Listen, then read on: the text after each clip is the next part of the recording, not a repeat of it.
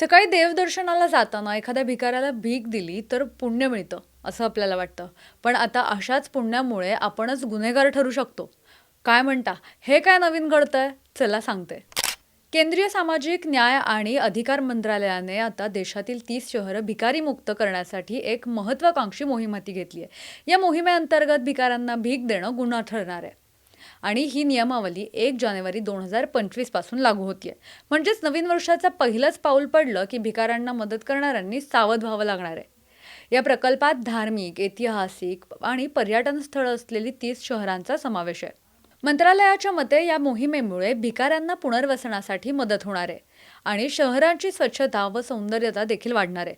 मात्र या नियमामुळे नागरिकांच्या दानशूर वृत्तीला आळा कसा बसेल यावर चर्चा सध्या सुरू आहे. त्याचवेळी भीक मागणाऱ्या लोकांना आश्रय आणि अन्न व रोजगाराच्या संधी देण्यासाठी खास योजना आखल्या जातील असं मंत्रालयाकडून सांगण्यात आलंय.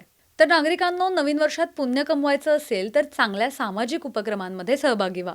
पण रस्त्यावर भीक देताना जरा काळजी घ्या, नाहीतर पुण्य मिळवायला जाऊन गुन्हेगार बनाल. प्रेक्षकांनो, केंद्राच्या या निर्णयाबद्दल तुम्हाला काय वाटतं? तुम्ही सहमत आहात का या निर्णयाबद्दल? आम्हाला कमेंट बॉक्समध्ये नक्की कळवा.